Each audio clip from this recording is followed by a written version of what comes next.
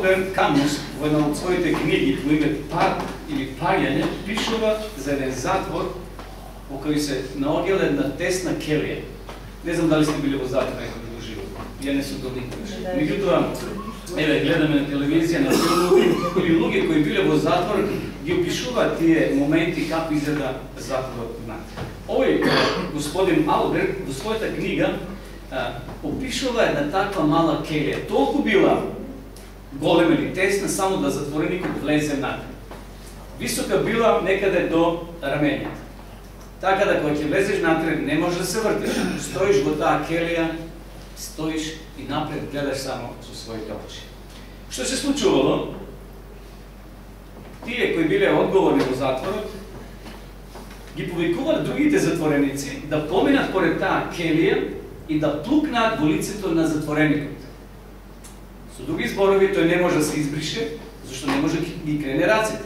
Не може да се сврти, зашто од сите страни го плукаат затвореникот.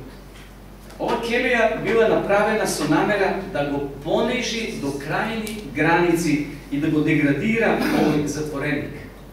Сите останати затвореници поминувале, како што спомнав, и го плукале директно во чело или во лице.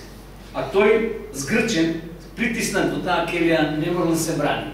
Едноставно морал да ги трпи, да ги поднесува плувачките на затворениците, на останатите затвореници. Еден друг човек, библиски човек, по име Јосиф, исто се нашел во затвор, браќа и сестри.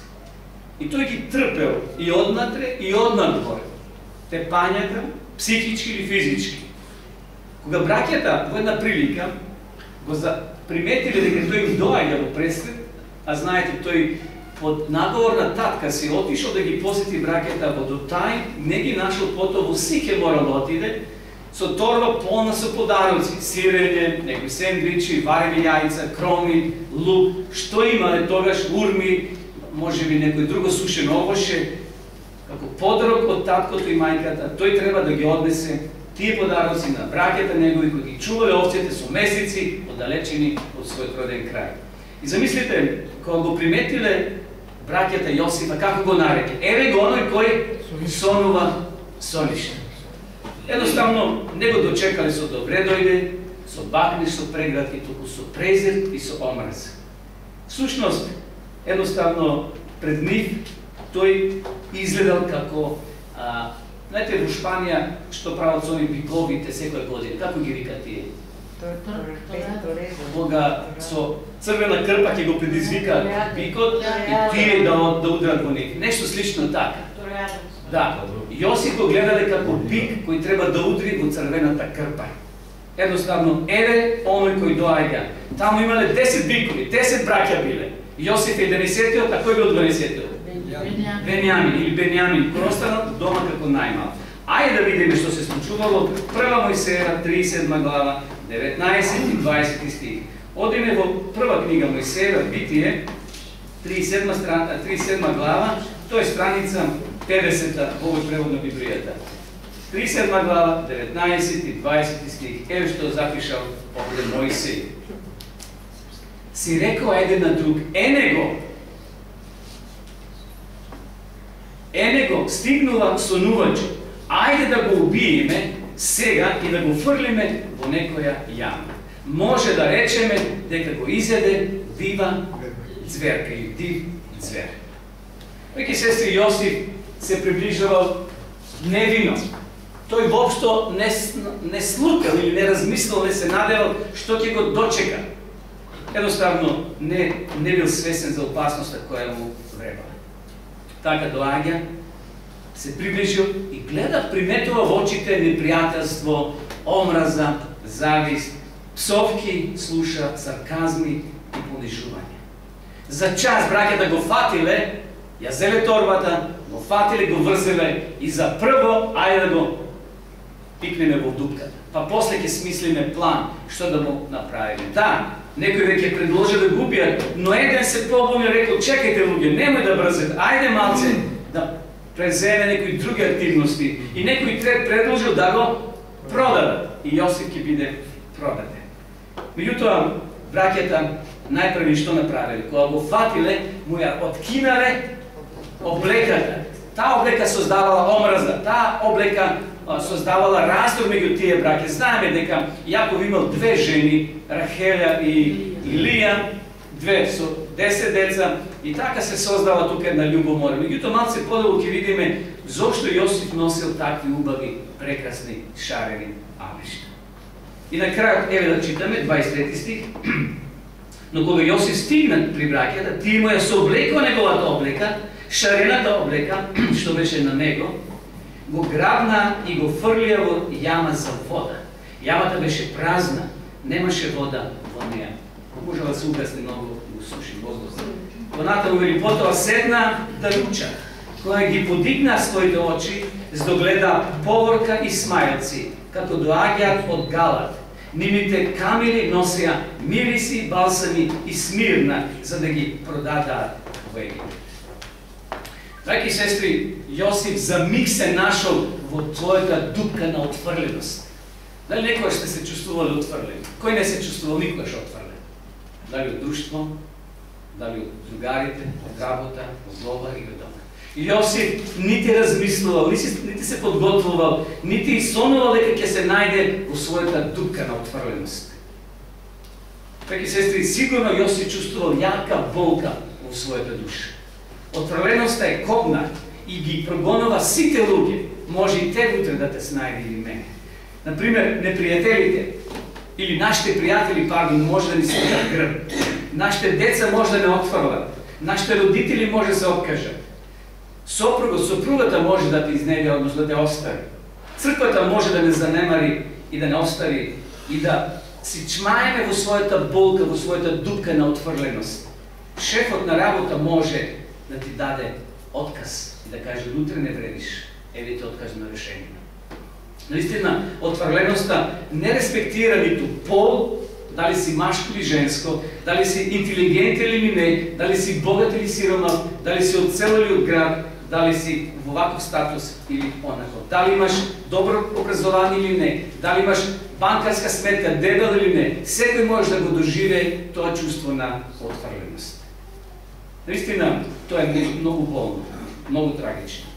Во книгата Потрега за смисол, Виктор Франкл, затвореник, кој го доживел и преживел логорот во Аушвиц, од лично искуство кажува следново за животот во тој конц логор. Франк пишува за тоа како со останатите затвореници дојдовме во Аушвиц. Стражарите ни наредува да се соблечеме, се од себе да се облечеме и бевме скоро голи. Едно време, вели, го носе венчалниот прстен на раката. Меѓутоа дојде војникот и ми рече, симни го, извади го и прстен. Се симна од мене. Имат неколку скрипти со криено во торбата, вели човекот. Меѓутоа, барав да ми ги сочуваат, но и тоа ми го одзедоа. Потоа, вели, со другите затвореници ме однесоа во друга просторија, каде што ми ги влакната од нозете и од рацете, симна ги избрича и влакната. Се, вели, ми беше одземено. Додека чекавме да се тушираме, се присетува Франкл, едно, вели, што свативме и што разбравме, дека единствено што ни остана, тоа е нашата гола екзистенција. Се ни беше одземено. Станавме никој и ништо. Само имавме овде испитовиран број. Само тоа го носиме. Потполно отфрлени. Потполно осамени.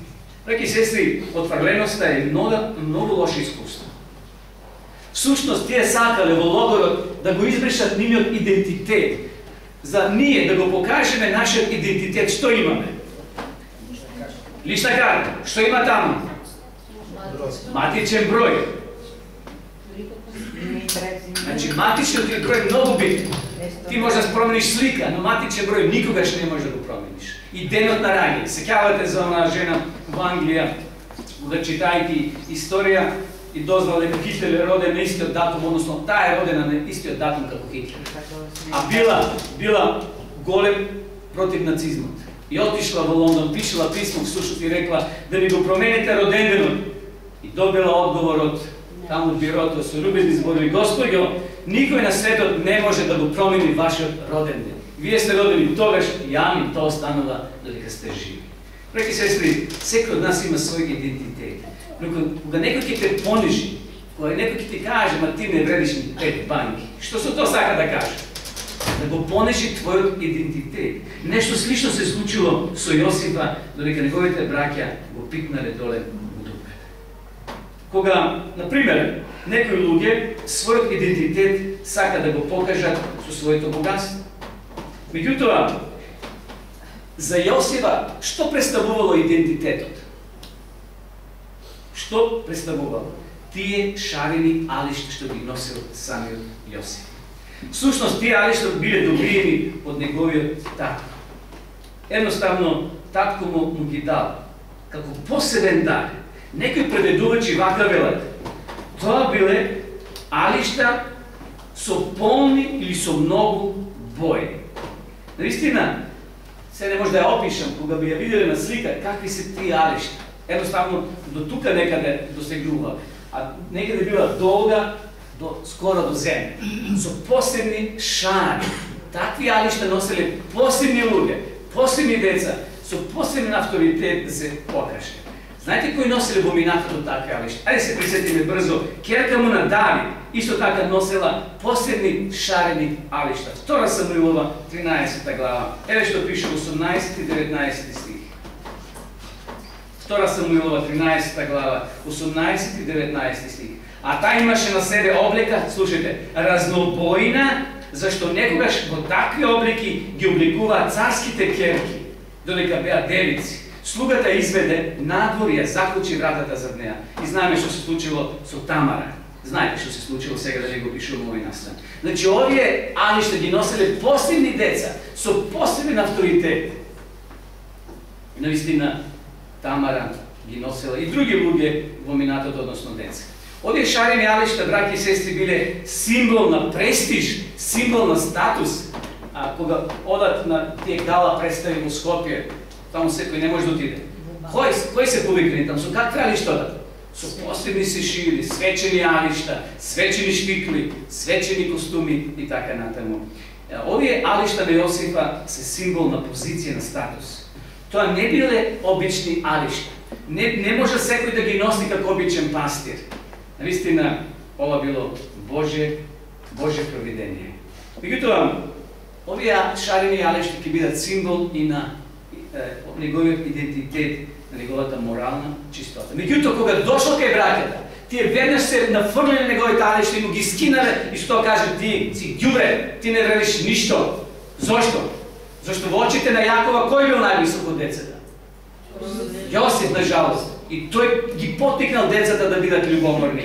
И сега со тоа кинење едноставно покажале акт на понижување.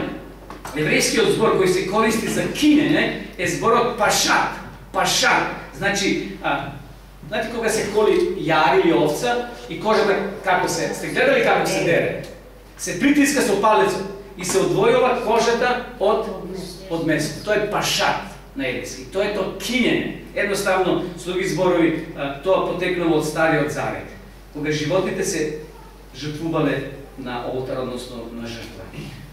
Овој насилен акт мора да притисне тој да ја одвои кожата од месото. Едноставно, така му направили на Јосифа. Ги кинеле неговите алишта и ги попрскали, знаеме, со крв. Браќата на Јосифа, браќи и сестри, символично го раскинале оно што Јосиф бил. Јосиф до сега беше некој идентитет носеше, но сега си ништо, сега си нула. И на тој начин, за тоа тие браќи и сестри ја скинале облеката на Јосифа. Всушност, ти морално не си подобар од нас, сакале да кажам. Ти не си никој и ништо. Ти не си подобар од животно. Наистина, браќи и сестри, не ги оправдуваме браќата на Јосифа, зашто така реагирале.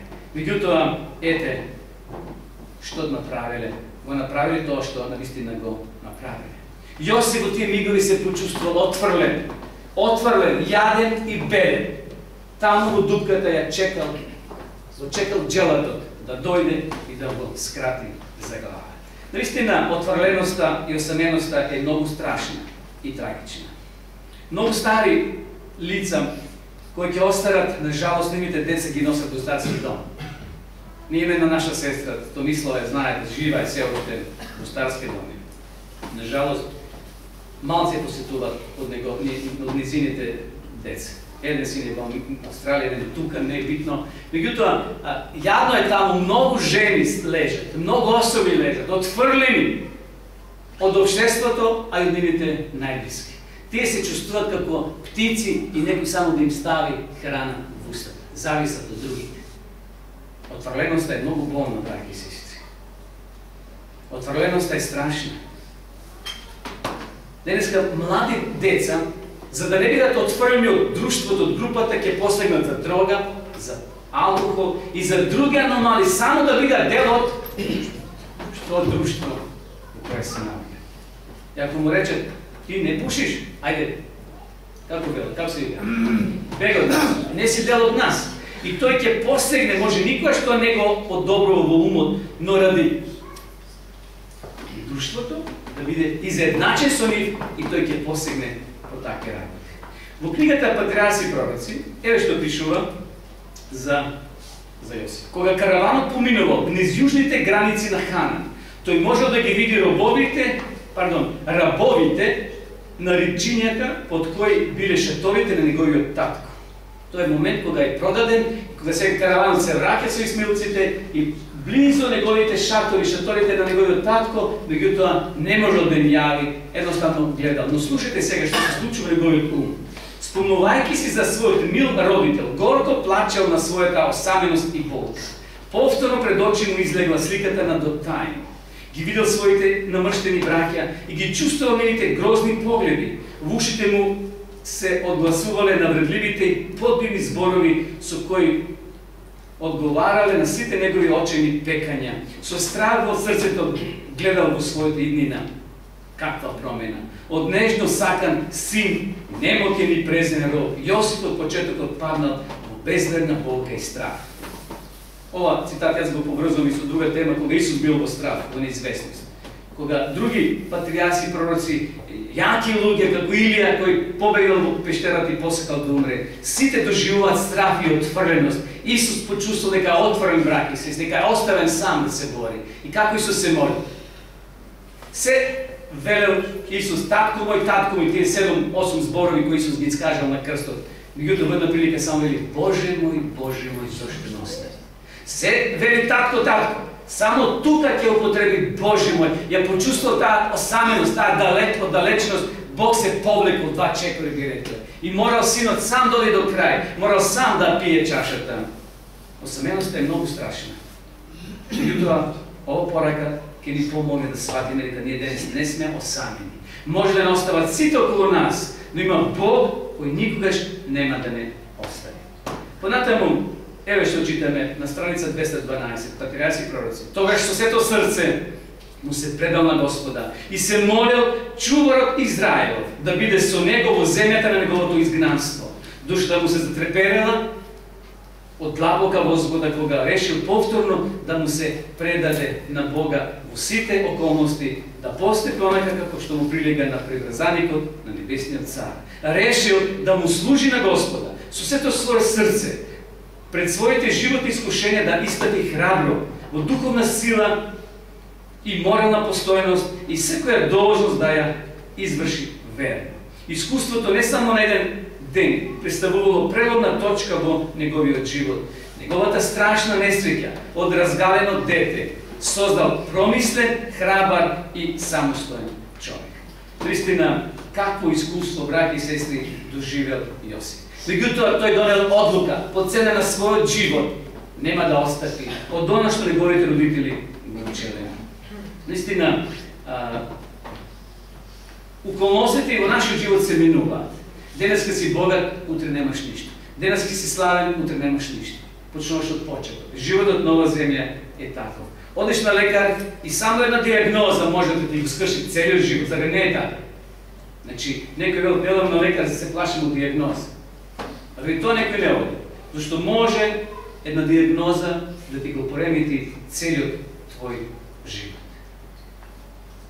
Во својата книга Милоста Божја, Филипс Джеймс вели, не постои ништо што може да сториме да не Бог сака повеќе. И не постои ништо што можеме да направиме погрешно, а Бог да не сака. Значи во двете работи Бог не сака, како денеска што рековме, постојано. Бог е полн со љубов. Меѓутоа, чувството на отвореност, браќи и сестри, понекогаш не притиска и мислиме дека Бог не оставя. Еден пријател вели, доживе трагедија, се прашувам каде сме сгрешили. Зошто се случува тоа што се случува? Често пати и ние може би го поставуваме. Кој ќе те заболи за глава или нешто тешко, некоја лоша диагноза, веднаш правиме биланс, каде сме сгрешили, Боже, зарем тоа е сега казна Твоја? Бог, браќи и сестри, дали казнува? Не. Ние имаме чувство дека Бог не казнува. Бог не казнува никого. Животот на оваа земја е таков. Некој поминува малце по-безбедно, некој по-лош. Меѓутоа, сите ние сме овде гости и сите носиме свој крст на проблеми и искушенија.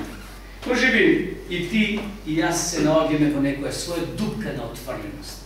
Ја не ја знам твојата дупка, но може би си ја знам својата, ти својата. Може би си отврлен од твоите врсњаци.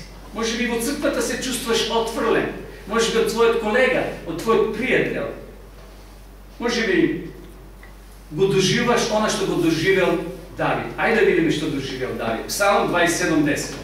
Псалм 27 глава 10 стих. Еве Давид што запишал, читајќи, гледај си го своето срце, Давид еве до која констатација дошол. Рековме Псалм 27 глава 10 стих. Ако таткото и мајката ми ме остават, Господ ќе ме прими. Значи, еве, Давид почувствувал, па Давид дали бил отворен од своите деца? Од својот син? Кој син се побуди против Давид? Авесалом, најубавиот, највичниот. Меѓутоа, каде беше неговата смрт? Како заврши? Она гранка со бујната коса, еден несреќен случај, како да го тоа третиране, лошо е, трагично е. Меѓутоа, браќи и сестри, овде гледаме дека наистина доживел Давид. Потоа бил прогорен Давид и од своите најблиски соработници. Едноставно, како цар морал да бега. И знаете, горе морал Навал да го моли за корите лев. Секавате? Зашто он имал 600 војници, не бил сам Давид. Имал цела гарда. Кога пратил еден од војниците, кажете му на Навал да ни даде една овца за да преживееме, зашто ние го чуваме неговото стадо. А тој Навал, бидејќи името му е и лошо, што рекол? Кој тој Давид? Двојка. Вошто не го знам кој тој Давид. И Давид што направил? Побеснел. Давид побеснел и се подготвил да отиде и да уништи се, дури и она што мокрил за зид, вели Библијата, дури кучињата и животните да ги уништи. Меѓутоа, кој се испричал пред Давида? Така е. Посебна тема имаме за жена му на Навала, на племенита жена, една жена која имала тактика и мудрост Божја и го умилостивил Давида и Давид се смирил и едноставно повторно се враќа назад со дарови што таму ги дала, едноставно не ги закрвавил своите раци. Затоа Давид овде вели, ако татко ти те остави, а може да се случи да не остави татко ти или мајка или твоите најмили ради Господа. А што пише во Мати таму во Новиот Завет? Ако те остават или ги сакаш повеќе. Ние ги сакаме родителите, меѓутоа не смеат родители да се испречат мојот видеоклуб да го пореметат меѓу Бога и тебе. Значи, таткото треба свој почитување, мајката, петата заповед, знаеме што кажува, меѓутоа кога е во прашање Бог и вистината, тие се на прво место. Но, браќи и сестри, која е твојата дупка на отврленост? Од кого си ти отворен? Бог знае најдобро и ние. Меѓутоа, да го послушаме советот на Исуса Христа. Лука, 6 глава, 23 стих. Еве што вели овде апостол Лука, во 6 глава, 23 стих, ги читаме следниве зборови.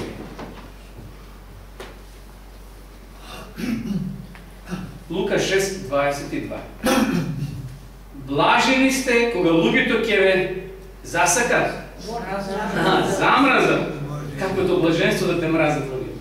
Видите, во Библијата има работи чудни понекогаш, но не се чудни, тие се вистини. И кога ќе ве оделат и ве поколат и го исфрлат вашето име како лошо, но заради што? Заради човечкиот син. Не затоа што си влегол во банка, па си взел или во некоја миновашница, па твоето име дошло таму на интернет, на тие портали кај што се известуват оние бумвести. Не. Овде вели блажи, на зборот блажи што значи? Среќни да видите во коренот на еврејскиот јазик. Среќни сте вие ако едноставно кажат такви работи за вас. Кога луѓето ќе ве замрзат и кои ќе ве оделат и ве покулат и го исфрат вашето име. Понатаму или радувајте се во тој ден, 23 стих. И ликувајте, зашто ете, голема е вашата награда каде? На небо. Овде може да видиме јадни, бедни, сиромашни браќи и сестри, за разлика од комшијата од лево или од десно или од горниот спрат или испод нас. Може би кога ќе се мериме, ние сме една точка. Слаби, може би небогати, сиромашни, меѓутоа овде Бог ни дава голем благослов, Исус вели. Тука имаме радост за нас. Ликувајте, радувајте се, зашто нивните татковци им прави исто така и на пророците. Во смисол, знаеме како правиле и што правиле во минатото евреите едни меѓу други. Меѓутоа, браќи и сестри, Господ денес да ни помогне да сватиме дека нова земја секој има своја дупка на отврленост, како што имал Јосиф. Меѓутоа, да сватиме дека Јосиф не бил сам. Зошто не бил сам? Затоа што Јосиф овде вели науми, одлучи, донесе одлука, повлече црвена линија. Што е да се случи таму во Египет или таму во таа земја кај што ќе биде роб? Постојано да биде верен на секоја должност и да извршува верно. И како благослов што добил Јосиф? Втор човек бил во Египет. Го имал прстенот на фараон да дава подписи, да удара печати на сите документи за кореспонденција, за жито да се продаде, увоз и извоз, само преку Јосиф одел. Државници доаѓале, каравани доаѓале со камили, зашто 7 години било глад. А Јосиф знаете приказната, нели, за 7 години, Јосиф бил внимателен и собрал доволно жито, за да има не само неговата држава, туку и околните земји. Браќи и сестри, може ли нешто да не раздвои љубовта Господа? Има ли нешто што може да не раздвои? Па и дупката на отвореност не треба да биде пречка за да не одвои од Бога. Или сосема на крај за денеска, во Римјаните 8:35 читаме 38 и 39 стих. Римјаните, познати се тие зборови, јас ќе ве потсетам. Римјаните 8:35, вака вели Павле. Павле кој бил тепан ради Христа. Павле кој бил сила, но таа сила била насочена на погрешен начин. Се додека не се сретнал со вистинската сила, со Исуса Христа. И тој ќе ослепе, ќе има последици цел живот. Павле вели во едно место, пишувам со големи букви. Знаете, луѓето кои се малце со очите имат, пишат големи букви да ги прочитат. Павле пишува со големи букви, има проблем со очите, стално му течело нешто од очите. И тоа бил негов трн, некои теолози велат. Зашто тој се молел колку пати? Многу пати се молел, да Бог да го ослободи од трнот, а Бог што му вели? Павле, ама си досаден, доста, и си го носиш тој трн. И Павле наистина бил свесен за трнот што го носел. Но Павле пишувал убави зборови, еве ги неговите зборови. Римјаните 8:35, кој ќе не одвои од Христовата љубов? Прашал ми. И сега набројува неволја, притеснување, гонење, глад, голота, гибел или меч. И 38 и 39. Зашто сум уверен дека ни смртта, ни животот, ни ангелите, ни властите, ни сегашноста, ни иднината, ни силите, ни височината, ни длабочината, ниту некое друго создание ќе може да не одвои или оддели од Божјата љубов, која е во Христа Исуса, нашиот Господ. Браќи и сестри, ништо не треба да не одвои од љубовта Божја. Нашиот идентитет е сокрит во Бога. Таму вели Библијата за верните, и ако умрат, тие се што? Живи во Господа. Значи, Господ нашиот идентитет го чува. Нашиот ДНК е кај Бога. Бог не зависи од влакното, од коската или од нешто, па да создаде повторно човек. Бог го чува нашиот ДНК, нашиот идентитет е кај Бога. И не може никој да го уништи. па макар завршили во авионска несреќа или доле или горе. Битно е со какви мисли завршуваме кој ќе заврши нашиот живот. Не постои, Павле вели, ништо што може да не одвои од љубовта Божја. И ако падна во калата, јас сум Божје дете и Бог од таму ќе ме дигне. Зашто љубовта Божја нема граници. Не постои, Бог не сака. Тоа е точка, крајот на приказната. Но нека овој пример на Јосиф, браќи и сестри, ни помогне да сватиме и да разбереме дека таму, во својата дупка на отвореността, Бог плаче со нас. Бог е со нас до крај. Без разлика што во тие тешки моменти може би не го гледаме присуството Божие, но тој е тука. Знаете на приказна оној човек кој одел поред морето. Сеќавате по песок кога одел? Кога гледал колку стапалки? 2 пара стапалки, така? Во една прилика гледа само еден пар стапалки. И веднаш упатува молитва: Боже, зошто ме остави? Каде си кога ми беше најтешко? А Бог му се јавил: моје чедо, кога ти беше најтешко, јас те носел во моите раце. Тие стапалки беа мои. Браќи и сестри, не го изгубиме тоа од вид. Божите стапалки се уште се свежи, запишани на страниците на Светото Писмо. Наше да ги читаме, но не да ги читаме само. Но што да правиме? Ние сега почнахме Откровение да го учиме овој денови. Еве што кажавме за Откровение 1 глава, 3 стих. Вели: блажен е кој чита, блажен е се кој слуша и оние кој пазат, кој внимава. 3 блаженства се дадени овде. Значи за оние кои читат и оние кои не може да читат, а слушат, а најбитно е и оние кои читат и кои слушат да го тоа ползуваат во својот живот да го држат. Господ да ни помогне да се држиме за Библијата, зашто таа е веродостојна.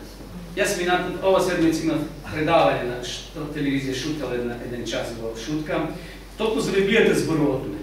Значи, потеклото, како настанала, дали може да ја веруваме. Навистина Библијата е една книга која ни инспирира, од која може стално да црпиме сознание, утеха за нашиот живот. Господ да не благослови, да не води и да имаме радост, па макар се нашле и во нашата дупка на отвореност. Господ нека не благослови. Амин.